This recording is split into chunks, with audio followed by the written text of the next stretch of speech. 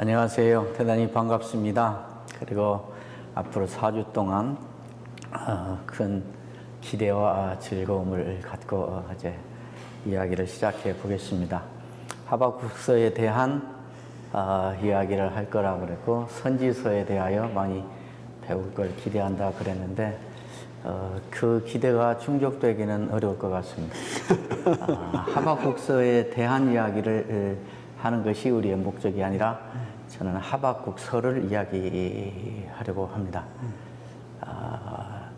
구약의 선지서는 구약 전체에 대단히 중요하고 큰 분량을 차지할 뿐만 아니라 하나님의 구속 역사에 있어서도 이 선지서들 또 선지자들의 역할은 정말 중요한 역할을 하지요. 선지자 가운데에 기록을 하나도 남기지 않은 이제 그런 엘리야 같은 선지자도 있지만은 이제 기록을 남긴 이 선지서가 아시는 대로 17권이죠. 그 중에 대선지서 5권, 소선지서라 불리는 12권 이렇게 있는데, 선지서를 어떻게 분류하는가 하는 것은 여러 가지 방식으로 분류할 수 있습니다. 금방 한 것처럼 대선지서, 소선지서, 이건 이제 그 책의 분량이 많고 적은 걸 기준으로 그렇게 하죠. 또 선지자들이 활동한 시기가 언제냐에 따라서 시대 순으로 나누기도 하죠. 8세기 선지자, 7세기 선지자. 그런가 하면 이스라엘 역사에 있어서 결정적으로 중요한 변곡점이 되는 포로기를 중심으로 어느 시대에 활동했냐, 포로 전이냐, 포로기냐, 포로 후냐, 이렇게 해서 이제 나누기도 합니다. 포로기에 예를 들면 에스겔, 다니엘, 포로 후에 돌아온 이후에는 스가랴, 학개, 스가랴, 말라기 이렇게 나누듯이 그렇게 합니다.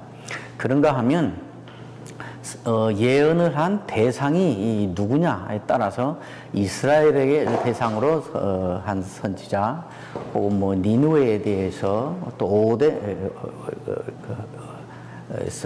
니누에 대해서 한 선지자, 유다에 대해서 한 선지자, 그 다음에 이제 포로 돌아와서 남은 유대인들에게 한 선지자, 이렇게 나누기도 합니다. 그리고 그때 이제 열왕기서나 역대기서와 연결을 시켜서 어느 왕 때냐, 그때 정치 상황이 어땠냐, 왕과의 관계가 어땠냐, 이렇게 해서 이제 시대 상황, 역사 상황에 의해서 분류하기도 하는데, 그것들은 이제 그런 것들은 이제 구약 학자들이 열심히 해주시라 우리는 거기다 맡기고, 오늘은 또 선지서 전체에 대한 무슨 개관이나 배경이나 역사를 우리가 공부하려는 게 아니고, 그 선지서 가운데에 하박국서의 내용이 뭐냐, 우리가 신자로서 또 성경을 연구하는 사람으로서 성경을 읽을 때는 그 역사적인 배경과 저자에 대한 연구와 또 여러 상황에 대한, 사회에 대한, 문화에 대한, 언어에 대한 연구도 매우 중요하지만은, 그러나 이 모든 것을 하는 궁극적인 목적은, 의도는 그 본문을 알아보자는 것입니다.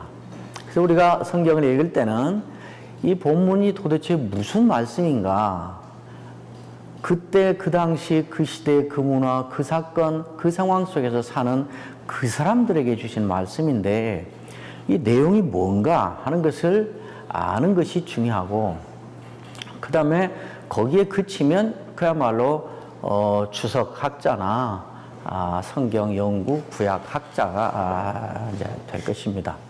그러나 우리에게 있어서 그것이 중요한 것은, 그때 하박국서 같으면은 거의 2600년 더 전에 그때 그 사회에서 그 문제를 안고 그 상황에서 그 고민하며 그 문화에서 그 언어로 그렇게 살았던 사람들에게 이 주님 말씀이 전혀 시간도 다르고 문화도 다르고 언어도 다르고 사건도 다른 우리에게 어떻게 우리에게도 하는 말이 되는 거냐.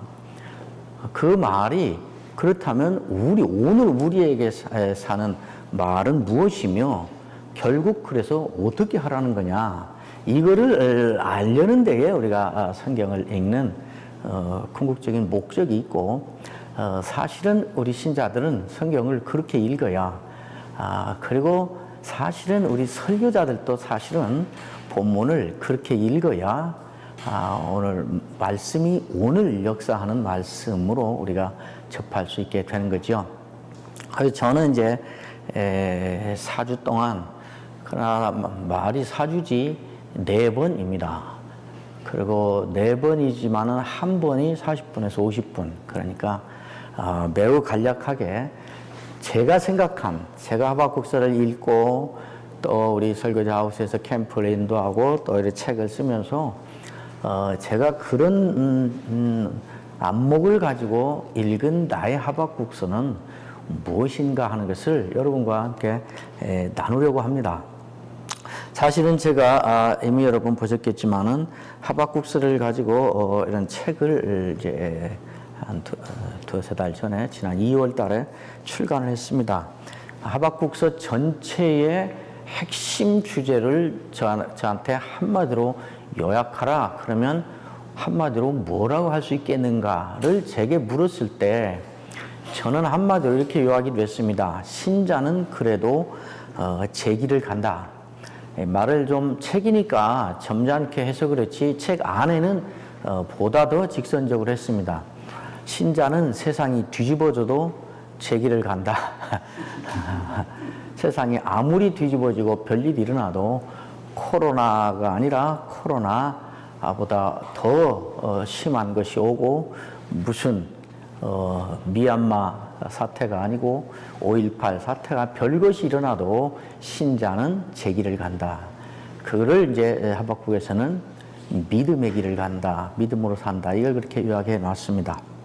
오늘은 이제 하박국서를 개요 전체를 간단하게 요약하고 1장에 있는 중요한 말씀 몇 마디를 해보려고 합니다. 이미 여러분 강의안 다 받으셨을 텐데 그 장별로 1장, 하박국은 3장까지 되어 있고 매우 짧은 책입니다. 근데 각 장, 1장, 2장, 3장, 3장을 한 4개, 2장은 5개의 작은 항목으로 구분을 해서 이렇게 요약을 하도록 해 놓았습니다. 예를 들면 1장 같은 경우는 첫 번째 항목으로 항변, 신앙이 통하지 않는 현실, 납득할 수 없는 응답, 더욱 거세지는 항변, 이렇게 요약을 했고, 이제 강의를 들으면서 또 나눠드린 그 강의안은 이 책에 제가 쓴 내용들의 지극히 작은 한 부분들을 이렇게 요약을 해서 넣어놓은 것이고, 혹시 더 자세하게 더 풍성한 내용을 연결시켜서 한번 접해보고 싶다 그러시면 책을 구해서 한번 읽어보시면 소상하게 연결이 될 거라 생각합니다. 이렇게 파악을 하고 나면 각 장에 있는 이 작은 항목들의 제목만 봐도 그 장이 이제 요약이 될 것입니다. 그 내용들을 이렇게 요약해 놓은 것이니까요. 그리고 이제 실제 그 장 강의 안에 가면 전체 항목에는 항변, 신앙이 통하지 않는 현실 이렇게 써놨지만 이 말로 요약된 실제 본문에서 하박국이 하고자 하는 말이 뭔가 하는 것을 다시 줄여서 그것다 부제를 붙여놨습니다. 그걸 보시면 더 내용이 확실히 요약이 되지 않을까 싶습니다. 이제 하박국서를 얘기하겠다. 또 그랬으니까 그것이 우리의 또 의도이고 목적이니까 일단 시작을 하박국서 1장의 말씀 한 단락을 제가 읽고 시작하겠습니다. 하박국 1장 2절부터 4절까지 제가 읽습니다. 여호와여 내가 부르짖어도 주께서 듣지 아니하시니 어느 때까지리이까? 내가 강포로 말미암아 외쳐도 주께서 구원하지 아니하시나이다. 어찌하여 내게 죄악을 보게 하시며 패역을 눈으로 보게 하시나이까? 겁탈과 강포가 내 앞에 있고 변론과 분쟁이 일어났나이다. 이러므로 율법이 해이하고 정의가 전혀 시행되지 못하오니 이는 악인이 의인을 에워쌌으므로 정의가 굳게 행하여 지민이이다. 이 하박국서의 첫 시작입니다. 여러분 강의안을 넘겨보시면 1장에 큰 그림 보기 있습니다. 여기 처음에 큰 그림 보기와 강의한 맨 마지막에 있는 3장 마지막 그 항목, 그 마지막 강의, 거기는 책에 쓴 내용을 그대로 옮겨 놓았습니다.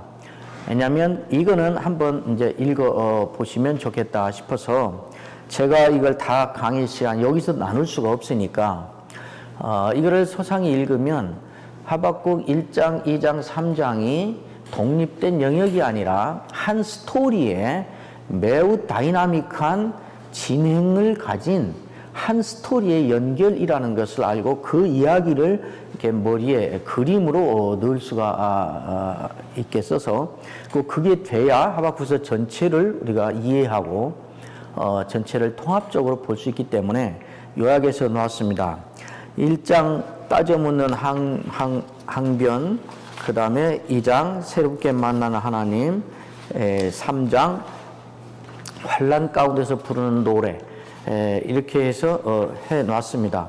1장에서는 문제가 제기되고 항변이 나고 그것이 3장에 가면 극적으로 변하는데 3장 할 때 또 얘기하겠습니다만 1장에서는 계속 하나님께 대들고 따지고 심지어 그렇다면 하나님은 하나님 아닌 거지요? 라고 막 대들듯이 하나님의 멱살을 잡고 흔들듯이 따져 묻고 하나님을 몰아붙이는데 그 핵심은 왜 내 말을 안 듣냐고, 왜 내가 보여주는 것을 안 보시냐고, 왜 내가 알려드렸는데 관심이 없으시냐고 이렇게 따지던 하박국이 3장에 가면 내가 하고 주장하던 사람이 하나님의 뜻이 이루어지고 하나님의 부흥이 일어나고 하나님이 원하신 대로 되기를 바란다고 180도 바꿔집니다. 어떻게 한 사람에게 이런 혁명적인 극단적인 변화가 일어날 수 있는가? 그 사이에 무엇이 있었던 것인가? 라는 점에서 그 1장과 3장 사이에 당연히 2장이 있지요. 그러니까 2장에서 무슨 일이 일어났길래 이렇게 변한 것인가? 상황이 변한 것인가? 상황이 변한 거 아니고 하나님이 무슨 이면 계약으로 하박국에게는 다른 보장을 주신 것인가? 그거 않고 1장에 견딜 수 없고 용납 안 되고 이해 안 돼서 계속 따져 묻고 하나님께 대들었던 그 상황은 전혀 변하지 않고 그대로 있고 그것이 점점 현실이 되고 있는 것을 보면서 그럼에도 나는 부를 노래가 있고 기뻐할 이유가 있습니다 라고 내가 하던 사람이 여호와 하나님 하고 주인이 바뀌면서 이렇게 바뀔 수 있는 원인이 뭔가, 도대체 2장에서 무슨 일이 일어난 것인가 라는 차원에서 2장을 접근해 가면 1장과 2장과 3장이 전부 한 스토리에 매우 다이나믹한 그리고 매우 우리에게 현실적인 그런 실감을 주는 이야기의 진행이다. 이렇게 전체적으로 통합적으로 한 미니트로 하박국을 이해한다. 그렇게 생각해서 이 큰 그림을 놓았으니까 이거는 꼭 한번 읽어 보시기를 부탁을 드립니다. 하박국서를 이제 잘 이해하기 위해서는 우리가 성경을 읽을 때 제가 이건 하박국하고는 관계없지만은 다들 성경에 관심이 있으셔서 이런 강의도 들으시고 또 성경을 읽으시니까 우리는 습관적으로 성경을 읽을 때 어디를 읽어야겠다면 본문을 펴놓으면 현미경을 먼저 갖다 들이댑니다. 제가 늘 학생들에게 또 목회자들에게 하는 말대로 하면 이 법률가의 눈으로 본문을 처음부터 보기를 시작합니다. 어떤 사람의 말대로 하면 나뭇가지와 나무 잎을 이제 봄으로 나무로 이렇게 펼쳐가는 것입니다. 그러나 그렇지 않습니다. 전체를 봐야 됩니다. 제가 설교자 하우스라는 단체를 23년째 지금 하고 있는데 캠프를 하면 이제 주로 책 한 권씩을 이렇게 다루곤 했는데 미리 사전에 내주는 과제가 언제나 그것입니다. 베드로전서 하면 1장에서 5장까지를 매일매일 말씀을 매일의 양식 삼아서 안 빼놓고 매일 읽어야지, 하루에 한 장씩 월화수목금 읽어야지, 그렇게 하지 말고 일주일에 2번만 읽어도 좋으니까 한 번에 전체를 읽어라. 여러분 통독도 그렇게 한 번에 전체 성경 읽는 날 정했으면 혹시 시간 있으시면 오늘은 여호수아를 읽는 날 그러면 그냥 그 자리에 앉아서 책 전체를 읽어야 전체 그림을 볼 수 있습니다. 저는 그러죠. 법률가의 눈으로 읽기를 시작하지 말고 먼저는 시인의 눈으로 성경을 봐야 된다. 그리고 나서 이제 법률가의 눈으로 단어를 쪼개고 문장 구조를 보고 논리를 살피고 그래야 된다. 그런 의미에서 거기에 큰 그림 보기를 제가 지금 강조하는 것입니다. 이제 하박국서 1장을 이제 보시면 하박국서는 그 시작이 매우 특이합니다. 성경에 있는 모든 선지서들이 하나님께서 선지자에게 말을 걸어오시고 그 말에 대한 반응으로 선지서가 시작합니다. 여호와의 신이 내게 임하여 여호와의 말씀이 내 입술에 뭐 이렇게 어쨌든 무슨 식으로 오든지 그 본질은 하나님이 이니시어티브를 갖고 하나님이 선지자를 불러 세우든지 선지자를 보내든지 선지자에게 할 말을 주든지 그래서 거기에 대한 반응을 선지자가 나타내는 것으로 선지자가 시작을 합니다. 그렇죠? 다. 그런데 유일하게 하박국은 선지자가 먼저 말을 걸므로 시작합니다. 금방 우리 보셨지 않습니까? 2절에 여호와여 이렇게. 선지자가 먼저 하나님의 말을 겁니다. 근데 그 거는 말도 주여 내가 여기 있나니 나를 보내소서 주여 내가 주를 사랑하나이다 이런 말이 아닙니다. 주의 말씀을 내가 기다리나이다 뭐 이런 말 아니고 그냥 직선적으로 하나님께 따져묻고 대드는 말로 시작합니다. 왜 이러십니까? 언제까지 이러실 건데요? 이렇게 시작합니다. 그러니까 매우 이 하박국은 첫 시작부터가 심상치 않습니다. 그리고 매우 특이합니다. 충격적입니다. 하박국 선지자가 하나님께 대드는 그 이유가 두 가지입니다. 하나는 우리가 사는 현실에 대하여 왜 무관심하십니까? 이 이야기입니다. 그리고 두 번째는 내가 하나님께 간구하고 부르짖었는데 왜 하나님은 응답을 안 하시는 겁니까? 이것입니다. 하박국은 자기가 사는 현실 가운데에서 악이 더 잘 되고 선한 이들이 억울한 일을 당하는 공의가 실현되지 않는 현실을 고민하고 있습니다. 이해할 수가 없는 것입니다. 하박국의 그 책, 그 영상에도 잠깐 얘기했습니다만, 하박국에는, 선지자에게는 큰 고민이 있습니다.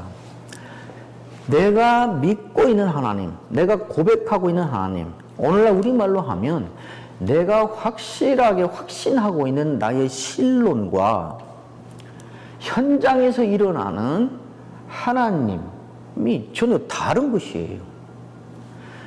내가 조직신학에서 확인하는 하나님, 그리고 내가 믿고 고백하는 하나님과 매일의 삶의 현장에서 만나는 하나님 사이의 불일치, 이것이 하박국의 큰 고민입니다.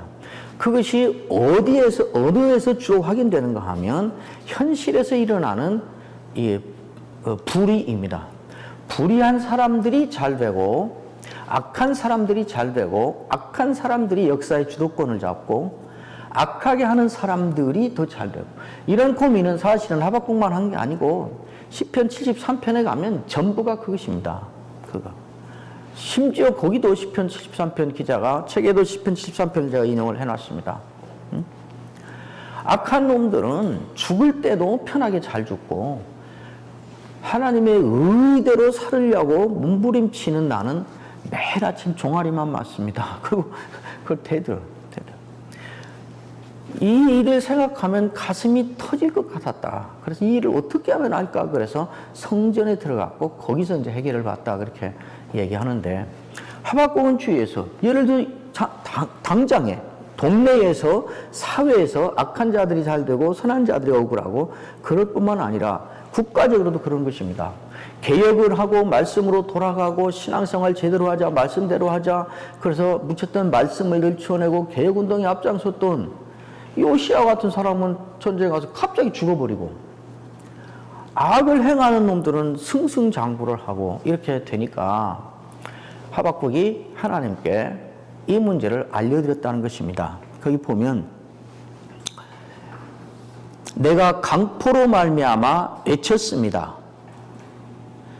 내가 죄악을 보고 패역을 눈으로 보고 겁탈과 강포가 내 앞에 있어서 부르짖었다는 것입니다. 그런데 하나님은 아무 일도 안 하시는 것이에요. 그러니까 첫째는 하나님은 이런 분이 아닌데 역사가 하나님이 다스리고 있는 것 같지 않다.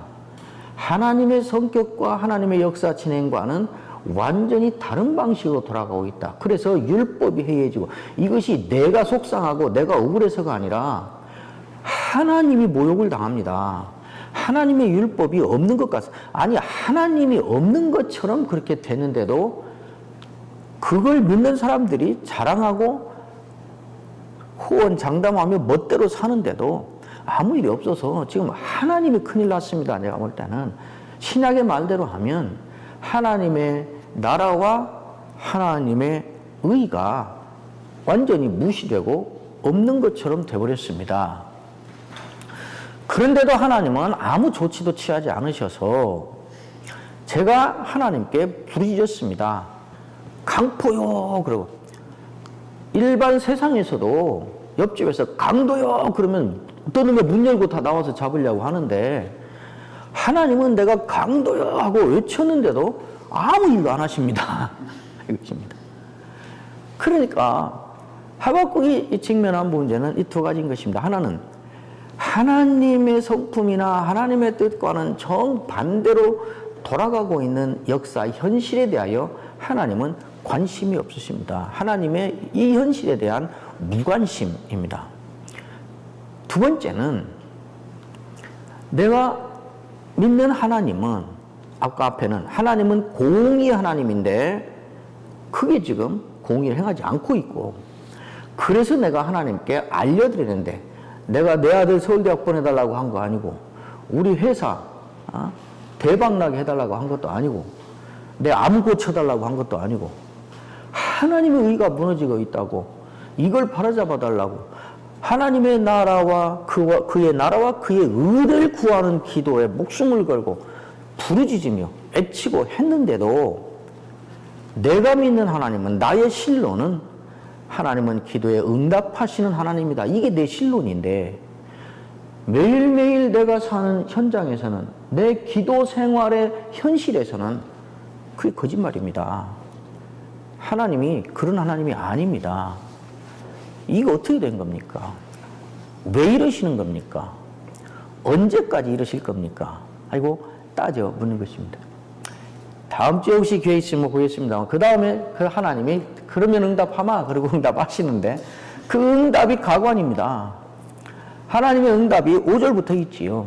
그래 너희들이 역사적으로 꿈도 못 꿨던 방법으로 상상할 수 없었던 방법으로 모두가 들으면 놀래 잘 빠질 그런 방법으로 내가 네 기도를 응답하마. 그래요.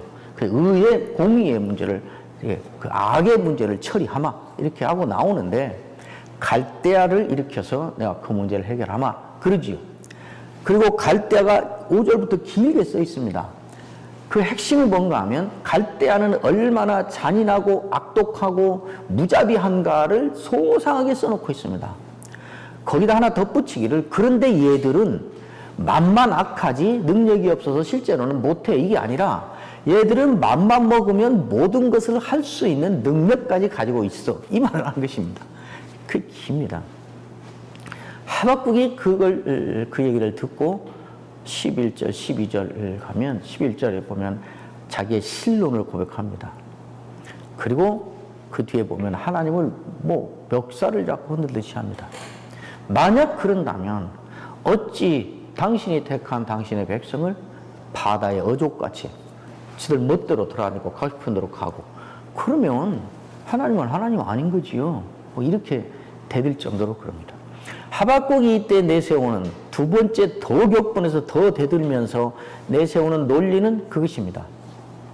어떻게 악한 자를 가지고 의로운 자, 더 악한 놈을 갖고 덜 악한 자를 심판할 수 있단 말입니다. 이게 말이 안 됩니다. 그렇죠? 예를 들면 이런 식이에요. 하나님, 우리 동네 이 좀도둑 때문에 못 살겠어요. 이 도둑놈들이 남의 거 훔쳐다가 벤츠도 타고 다니고, 강남에 아파트도 사고, 이런 놈들이 이렇게 하고, 도둑 맞은 사람들은 몇 년 적금 부어서 간신히 전세방이라도 하려고 모아놨던데 없어져서 이 사람들은 거리로 나앉고, 이 좀도둑 얘들 문제 좀 해결해 주십시오. 그때 하나님이 알았어.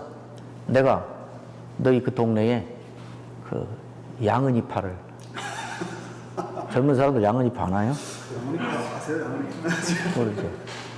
가장 강한 조폭을 네 동네에 풀어서 너희 동네를 조폭이 다스리는 동네로 해버릴게. 이렇게 말한 것이에요.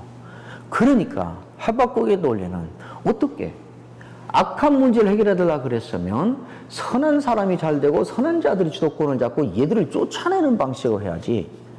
어떻게 더 악한 놈, 좀도둑 하나 해결하자고 군대를 풋단 말입니까?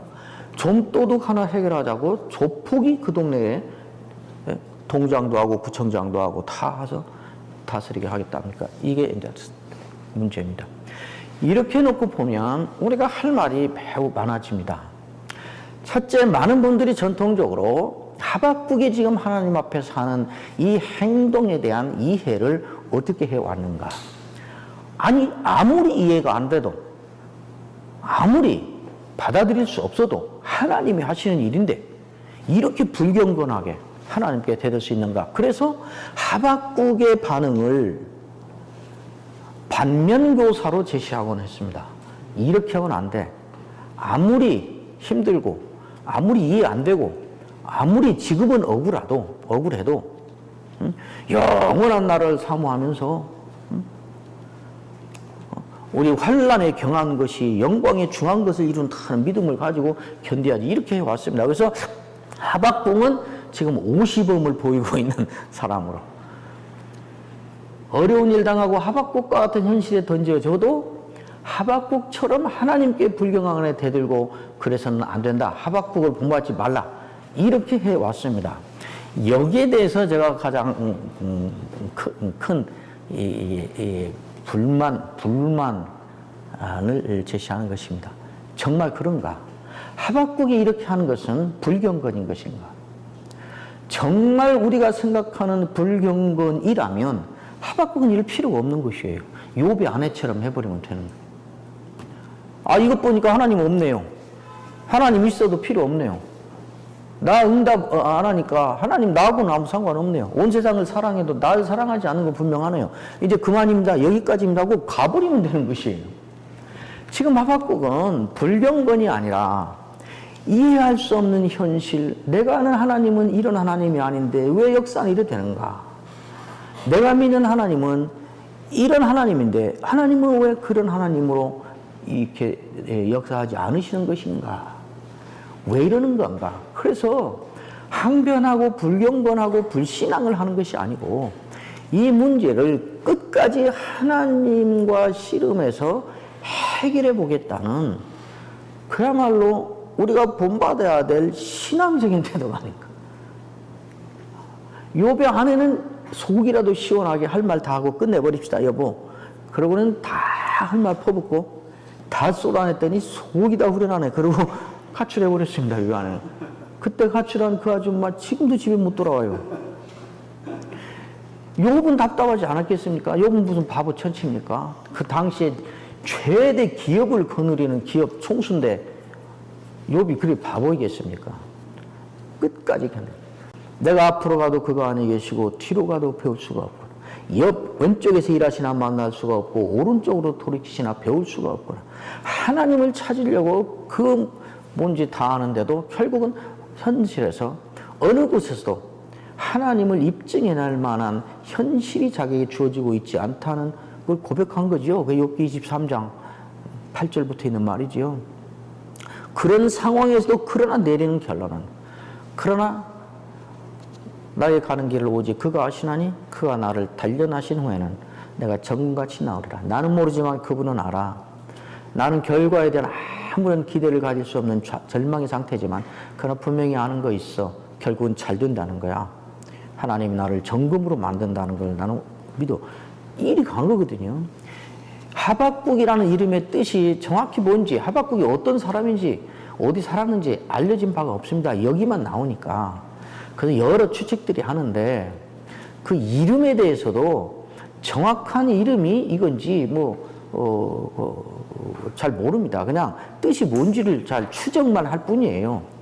그래서 이 자음을 붙여볼 때 그 껴안는 자, 포옹하는 자라는 그 뜻의 그 단어일 것이다 이렇게 말하지요. 하박국은 그러나 하나님과 대면하는 것으로 나온 첫 장면에서 하박국은 껴안는 자가 아닙니다. 씨름하는 자입니다. 누가 씨름하는가? 하나님과 씨름을 합니다. 뭐 때문에 씨름하는가? 자기의 신학과 자기의 신앙이 매일에 사는 삶의 현장에서 먹히지 않고 있다는 것 때문에, 자기 삶의 현장에서 내 이 신앙이 통하지 않고 있다는 것 때문에 하나님과 씨름을 합니다. 그 씨름은 불경건이나 불신앙이 아니라 정말 끝까지 하나님을 물고 늘어져서 이 문제를 하나님과 한번 해결하겠다라는 신앙의 발로인 것입니다. 우리는 신앙인은 사실은 씨름하는 자들입니다. 우리는 씨름하는 것입니다. 우리는 늘 내가 믿는 하나님이 여기 오늘 만나는 하나님이 아닌 것 같다는 생각 속에 삽니다. 내가 믿는 성경이 사실은 허구인 것 같다는 이런 고민과 갈등, 고뇌 속에서 하루하루를 살아갑니다. 그렇지만 그때도 아무 일 없는 것처럼 그래도 하나님이 살아 계시니까 나는 괜찮아. 이게 신앙이고, 그때 나 그만 믿어야 될까 봐 하나님 없는 것 같아. 이런 말을 불경 왜 그런 불신앙? 그거 아닙니다. 신앙이라는 것은 우리는 생각할 때 하나님의 뜻을 다 알고 그 뜻을 순종하고 충성하는 그것이 신앙이다 그러는데 그 대단한 오해입니다. 신앙생활은 그런 것이 아닙니다. 이렇게 하니까 우리는 늘 새벽마다 기도합니다. 하나님의 뜻을 가르쳐 주시라고. 마치 의사에 가서 처방만, 내 병에 대한 처방을 주시라고. 그러면 아무리 큰 돈이 들어도 내가 집을 팔고 빚을 얻어서라도 처방대로 하겠습니다. 처방전만 주십시오. 근데 의사가 처방전을 안 주는 거예요. 그러니까 내가 병 못 고치는 책임은 누구한테 있는 거예요? 의사한테 있죠. 나는 이런 용의가 있는데 처방을 안 해주니까. 똑같습니다. 나는 하나님의 뜻이라면 목숨을 바치고 모든 걸 걸고 다 희생하면서 충성해서 그 뜻대로 살 용의가 있습니다. 각오가 되어 있습니다. 뜻을 가르쳐 주십시오. 뜻을 안 가르쳐 주니까 내가 신앙생활을 못하는 것은 하나님 책임이 되는 거죠. 안 알려줘서. 그러니까 나는 신앙생활을 못하고 있다고 그러는 거죠. 맨날 나는 하나님의 뜻을 알려달라고 신앙생활 잘할 마음을 품고 기도하는데 안 가르쳐 주니까 나는 신앙생활도 못하고 그러고 있다고. 아니요. 그것이 신앙생활인 것입니다. 알 수 없는 터널을 가는 것 같고 오리무중이고 캄캄하고 아무것도 모르겠는데 그래도 하나님의 뜻대로 살아야 된다. 하나님의 뜻이 뭘까? 하나님의 뜻을 가르쳐 주십시오. 생각해봤더니 이거인 것 같아서 가봤더니 주의 성령이 아니라 그래요. 고민하다. 아니면 그만두지 이래도 되는데 그래 내가 잘못 알았구나. 그럼 하나님의 뜻이 뭘까?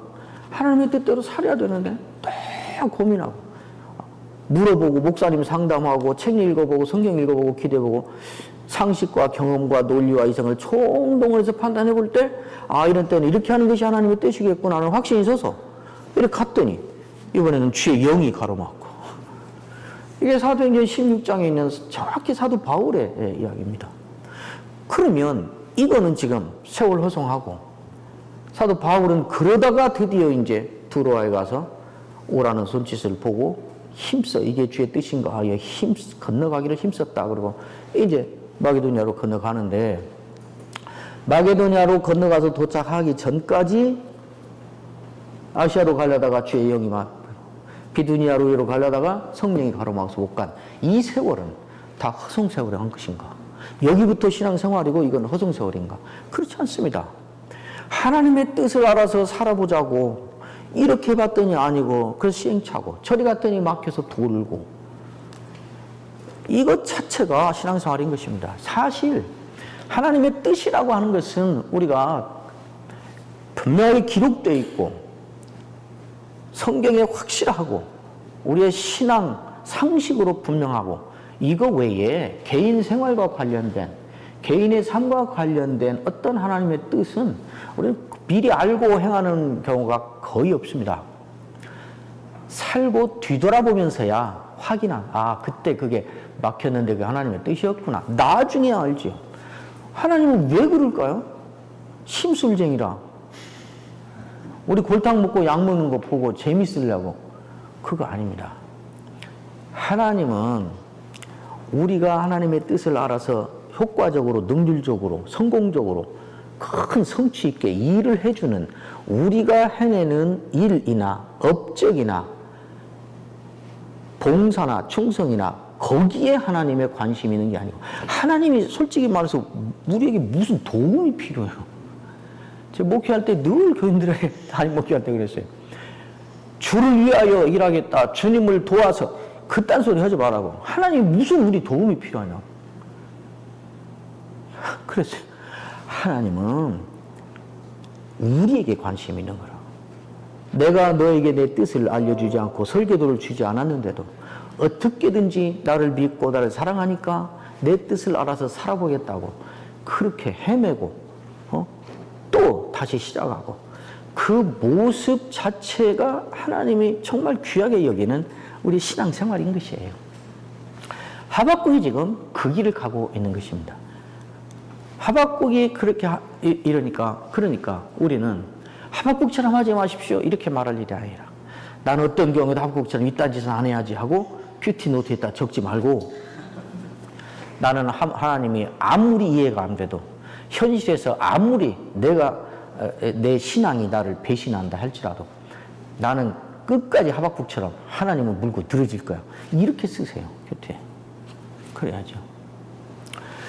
하박국의 이 모습을 보면서 금방 잠깐 말했습니다마는 신학을 한다는 것이 무엇인가? 신앙이라는 것이 무엇인가? 그런 고민을 하게 됩니다. 저는 결론을 그렇게 내리죠. 이 책에도 한 대목에 그렇게 써놨습니다. 우리가 신앙생활을 한다는 것은, 우리가 신학을 한다는 것은 그렇게 분명한 나의 신학과 그렇게 확실한 나의 신앙, 그러나 그것이 전혀 먹히지 않고 통하지 않는 이 현실, 이 사이에 끼어드는 것이라고. 그래서 현실에서 이해되지 않는 이 질문을 계속 하나님께 하나님 이해가 안 돼요. 하나님 이 일 당해보니까 저는 하나님이 없는 것 같아요. 왜 이런 일이 생겨요? 묻는 거죠. 지금 하박국이 그 일을 하고 있는 것입니다. 신론이 분명하고 신앙이 분명하고 고백이 확실한데 돌아서서 살려고 현장에 가보면 이게 통하지 않아요. 그러니까 이 괴리 사이에 끼어들어서 양쪽을 좌충우돌하면서 질문을 퍼부어대고, 그래서 한 걸음 한 걸음 인도를 받아 나가는, 이것을 신학을 한다 그러는 것입니다. 개혁자들이 써놓은 중요한 서적, 신학 서적들을 몇 권 달달달 외우고 몇 권 이해해서 그거 계속 풀어먹고 그거 계속 재진술하고 암송하고, 이것이 신학하는 게 아니고, 신학의 중요한 주제들을 내가 이렇게 믿고 있는데 그것이 왜 내 삶의 현실에 통하지 않는가? 왜 내 친구의 현장에서는 그것이 먹히지 않는가? 쟤도 기도하고 예수 믿는데. 이 사이에 끼어들어서 고민하는 것입니다. 하나님께 계속 던지는 것입니다. 하박국이 그 일을 하고 있습니다. 그 질문 계속 던져서 2장에 가서 확인하는 것이, 하나님은 응답 안 하시는 분이 아니야. 응답하셔. 그런데 하나님의 방법으로 하나님의 시간에 응답하셔. 이걸 하박국의 기도론에는 이게 없었던 것이에요. 하나님은 기도에 응답하신다는 것만 있지, 그러니까 내 방법으로 내가 알려줬는데 왜 안 들으시는 거예요? 내가 보라고 보여드렸는데 왜 안 보시는 거예요? 이렇게 2장에 가서야 하나님은 응답을 안 하시는 분이라 내 부르짖음 응답 안 한 게 아니라 하나님은 반드시 응답하신다는 내 신학은 맞아. 그런데 그 나의 신학이 너무 좁았어. 그걸 아는 것이에요. 응답하셔. 근데 언제? 하나님의 시간에 하셔. 하나님의 방법으로 하셔. 그걸 알고 나니까 여유가 생긴 것이에요. 하나님은 공의를 행하지 않은 것이 아니야. 공의를 행하셔. 그런데 하나님의 방법으로 공의를 행하시고 반드시 하나님의 공의는 실현돼. 이렇게 가는 거죠. 이런 고민에서 나오는 질문을 계속 하나님께 던지면서 하나님께 질문 던진다는 말이 어디 가서 금식하며 그 굴에 박혀서 밖을 묻면서 계속 있는다는 말 아니잖아요. 우리가 하나님께 묻는다는 말은 성경을 따져보고 기도해보고 성경을 연구해보고 들어보고 해석해보고 그런다는 말이잖아요. 그러면서 하나씩 길을 인도해 받아가는 것입니다. 이것이 신학을 한다는 말인 것이죠. 아까 조폭 비유 들어서 얘기를 했는데 거기에서도 우리가 드는 질문이 있습니다. 하박국의 이 말은 맞는가? 하박국의 이 말은 맞는가? 더 악한 노물을 들어서 덜 악한 자들을 심판하는 것이 옳단 말입니까? 하나님의 성품에 맞는다는 말입니까? 이게 말하는데 언뜻 보면 맞죠. 그러나 갈대아는 이스라엘보다 더 악한 놈들이고 이스라엘 유다 백성들은 갈대아에 비하면 엄청 착하고 선하다. 이 말이 맞는가? 이 말이 맞을까요? 이 논리에 우리가 잡혀 있으니까 이런 말 하는 것입니다. 이 세상이 불신자들이 지들은 5억, 10억 뇌물 주고 아무렇지도 않게 살면서 자들은 별짓 다 하면서 누가 음주운전하고 뺑소니 쳤는데 그게 장로다, 목사다 그러면 온 나라가 시끄럽고 자기들은 그보다 100번 더 해도 괜찮고 누가 뇌물을 100만 원을 쳤는데 그게 장로다, 신자다 그러면 교회가 이렇게 불폈다고 온 나라가 치고 그래도 우리가 말하죠. 뭐 묻은 개가 뭐 묻은 게 나무란다. 제가 이 내용을 그 출애굽기 19장에 있는 너는 내 소유가 되고 한 그걸 가지고 우리 설교자하우스 토요일마다 온라인 채플을 제가 설교를 해서 온라인 채플로 방송을 하는데 거기에 편애받은 자의 책임이라는 제목으로 이 대목을 얘기했습니다. 그 말이 맞는가? 그 말이. 죄상으로 보면 10억 뇌물 준 사람이 100만 원 뇌물 준 사람보다 10억 배만큼 악합니다. 그죠? 그러나 그 뇌물을 준 사람이 누구냐에 따라서 다릅니다. 불신자들은 하나님이 버린 사람들이에요. 신자는 하나님이 편애를 해서 그냥 택해서 너는 내 자식이야. 너는 내 보물이야. 너는 내 백성이야. 이렇게 구분을 해놨다고요. 너는 거룩해. 그러니까 죄상으로 보면 세상이 악할 수 있지만 죄질로 보면 100만 원 뇌물 준 신자가 더 악한 것이에요. 세상 법정에서도 그러지 않습니까? 어린 아이를 유괴해서 데려가다 죽였어요. 근데 그 사람이 지나가던 아줌마가 그랬다 하는 거하고 자기 엄마가 그랬다 그러면 엄마가 그랬을 경우에 형이 훨씬 더 큽니다. 왜요? 죄질이 나빠서 그래요. 똑같은 아줌마가 똑같은 어린이 8살 먹은 애 데려다가 죽였는데 왜 어떤 사람은 무기고 어떤 사람은 5년이야? 죄상은 똑같을지 모르지만 죄질이 더 나쁜 것이에요. 그러니까 하박국의 그 말은 틀린 것이에요. 틀린 거. 세상은 아무리 악을 행해도 신자는 악을 행하면 안 되는 거예요. 세상은 10만큼 악을 했는데 우리는 2밖에 안 했으니까 쟤들이 더 악하고 우리는 쟤들보다 덜 악하다. 이건 말이 안 되는 것이에요. 얘들이 더 악한 걸 우리가 죄질이. 그랬으면 안 되는 것이죠. 하박국 1장을 이제 한 주간 동안 한번 자세히 읽어보십시오. 아까 부탁한 것처럼 일단은 이 큰 그림 보기를 자세히 읽으시면 거의 다 들어오게 되어 있습니다. 그걸 이제 큰 틀을 갖고 1장을 다시 읽어보면 1장을 읽는 나름대로 어떤 방향 제시를 이렇게 받을 수 있을 것입니다. 그렇게 해보시고, 제가 여기서 한 포인트, 저기 한 포인트, 지금 하나씩 할 수 없으니까 다 이렇게 하는데, 그렇게 정리가 되고, 어느 대목은 더 이제 눈에 띄고, 그러실 수 있을 것입니다. 하나님이 5절 이하에 하박국의 기도에 응답을 하셔서, 제 갈대아 이 악한 족속들을 동원해서, 거기를 지배하겠다 하는 것이 우리 신자의 입장에서 보면, 하박국이 방방 뜨듯이 억울하고, 불공정하고, 납득 안 되고 받아들일 수 없고 그런 것일 수 있지만, 그러나 한편으로 보면 이게 신자들을 향한, 하나님의 백성을 향한 무서운 경고의 메시지를 가지고 있기도 합니다. 왜 이런 일이 일어났을까요? 지금 하나님의 백성이 율법이 해이해지고 하나님의 법도가 무시되고 하나님의 공의가 거부되고 하나님의 백성이 하나님이 없는 것처럼 살고 있는 것이에요. 여기를 심판하는 것이에요. 하나님이 어떻게 심판하시는가? 지금까지 하나님이 세우신 질서를 받고 하나님이 세운 질서대로 살았으면 좋은 거예요. 하나님의 복을 받는 거예요. 하나님의 세우신 질서, 살도록 세워주신 하나님의 질서와 하나님의 지배와 하나님의 말씀의 법도와 하나님의 율법의 규율을 인정하고 받아들이고 그걸 따라서 살았으면 멋진 세상이 되는 것이에요. 근데 이걸 버린 것이에요. 없어진 것이에요.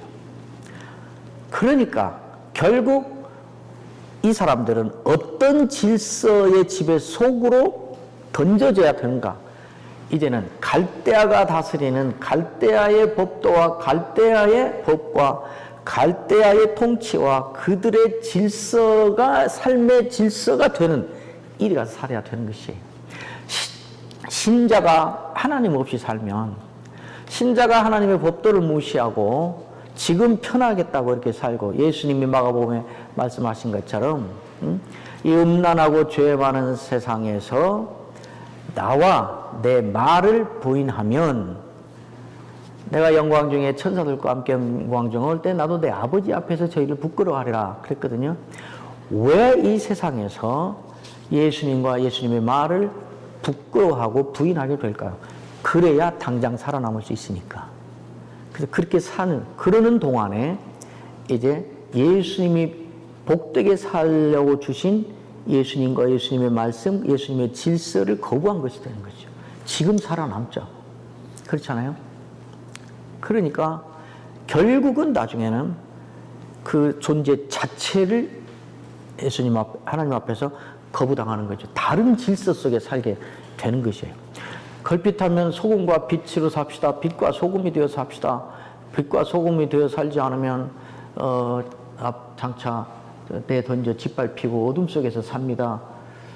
그러는데 빛과 소금으로 사는 게 쉬울까요? 빛과 소금으로 사는 것이 막 영웅인 것처럼 막 구호외치고 우리는 빛과 소금입니다. 빛과 소금으로 삽시다. 막 그러는데 한번 살아보세요. 지금 살아보세요. 빛과 소금. 안 살면 짓밟히는 것은 나중이에요. 살면 지금 짓밟혀요. 일어나 빛을 발하라. 막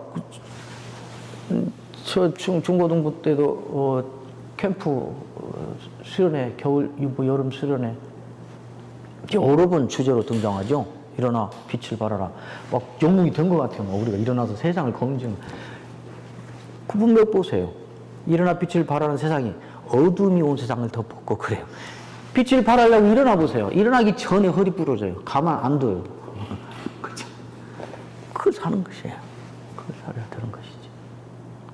그러니까 그러나 지금 편하자고, 지금 힘들다고 하나님이 주신 이 복된 질서를 거부하고 편법을 따라 다른데 악을 따라 율법이 해해지고 하나님의 공의가 무시당하는 이 삶을 살면 결국은 어떤 상황에 우리는 처하게 되는가? 더 악한 세상의 질서의 지배를 받는 그 삶으로 던져진다. 지금 이 하나님의 백성 이스라엘이 갈대아의 지배를 받아 그리 가는 것이 지금 그 심판을 받고 있는 거예요. 그러니까 억울해요. 저 악한 놈들이 우리 같이 한다고요? 억울해요. 저 악한 세상이 교회를 이렇게 모욕하고 이렇게 욕한다고요? 우리는 억울해요. 그렇게만 볼 일이 아니고 우리가 그것을 거부해서 이제 저질서 밑으로 들어가는 무서운 심판을 받고 있다. 이 메시지를 또 주고 있는 게 아닌가 생각을 합니다. 1장의 뒷부분에 있는 다른 또 한두 마디의 메시지, 그리고 이제 이것이 2장으로 어떻게 진전이 되는가 하는 이야기를 다음 주에 좀 더 하도록 하겠습니다. 오늘은 여기까지 제가 하겠습니다.